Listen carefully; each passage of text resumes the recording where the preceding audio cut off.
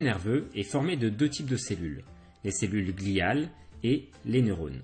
Dans cette vidéo, nous allons plus particulièrement nous concentrer sur les neurones. Comme toutes les cellules de notre organisme, les neurones possèdent une membrane qui entoure un cytoplasme et un noyau qui contient les gènes. Ils ont aussi tous les petits organites qui leur permettent de produire leur énergie et de fabriquer des protéines. Le corps d'un neurone est très petit, quelques centièmes à quelques dixièmes de millimètre. Mais comme le jeu préféré des neurones est de se transmettre de l'information, ils possèdent deux types de prolongements bien particuliers qui les distinguent des autres cellules. Les dendrites, qui se divisent comme les branches d'un arbre, recueillent l'information et l'acheminent vers le corps de la cellule. Et l'axone, généralement très long et unique. Cet axone conduit l'information du corps cellulaire vers d'autres neurones avec qui il fait des connexions appelées synapses. Les axones peuvent aussi stimuler directement d'autres types de cellules, comme celles des muscles ou des glandes. Certains neurones, comme ceux du cortex qui envoient des signaux à leurs voisins, ont un axone à peine plus long que l'épaisseur d'un cheveu.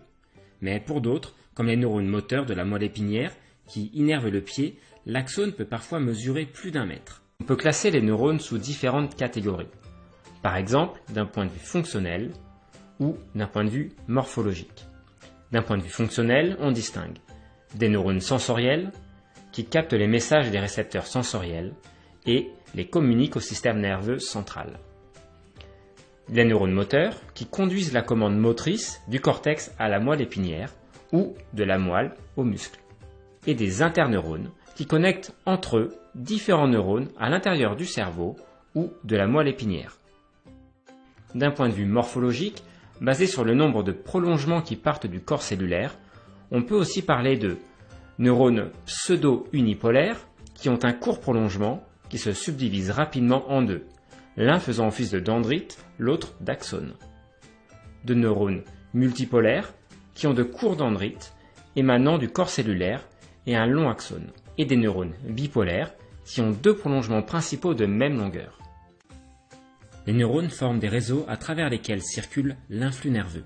Des dendrites jusqu'à l'extrémité parfois très éloignée de l'axone, c'est sous forme électrique que se propage cet influx à la surface de la membrane neuronale. Mais, comme les neurones communiquent entre eux sans se toucher, ils utilisent des molécules spéciales appelées neurotransmetteurs pour faire passer l'influx nerveux d'un neurone à l'autre.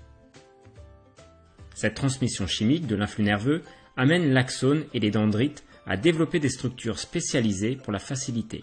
Les dendrites possèdent ainsi des milliers d'épines, entre guillemets, qui bourgeonnent à leur surface. C'est vis-à-vis de ces épines que se situent les boutons terminaux des axones, sorte de renflement d'où sont excrétés les neurotransmetteurs. Mais ces structures qui constituent la synapse varient énormément de forme, tout comme la forme générale des neurones d'ailleurs. Ce qu'il est important de retenir de cette vidéo, c'est que l'information circule dans le système nerveux à la fois de façon électrique à l'intérieur du neurone et chimique entre les neurones au niveau de la synapse. Le mot synapse désigne l'endroit où l'axone se connecte au dendrite. Il vient du grec syn, ensemble, et aptein, joindre. Or, dans le monde animal, les neurones ont deux façons bien différentes de se joindre ensemble. La synapse électrique, où les cellules se touchent et sont reliées par des petits trous, ce qui permet à l'influx nerveux de passer directement de l'une à l'autre. La synapse chimique, où les cellules ne se touchent pas et où l'influx nerveux a besoin de molécules particulières, les neurotransmetteurs, pour franchir l'espace entre les deux. Moins rapides que les synapses électriques, nos synapses chimiques sont cependant beaucoup plus souples et malléables, une caractéristique précieuse à la base de tout apprentissage. Les deux parties de la synapse ont hérité de spécialisations moléculaires particulières pour s'acquitter de leurs tâches. Les neurotransmetteurs sont des molécules qui agissent comme des traversiers chimiques permettant à l'influx nerveux de passer d'un neurone à l'autre. C'est la forme particulière de la molécule du neurotransmetteur qui va lui permettre de se fixer au bon endroit pour produire son effet. Le neurotransmetteur est un peu comme une clé. Si sa forme est la bonne pour le neurone suivant, ici la serrure, alors il produira un effet dans celui-ci. Relâchés dans la fente synaptique, les neurotransmetteurs peuvent avoir deux effets opposés sur le neurone suivant. Certains vont favoriser la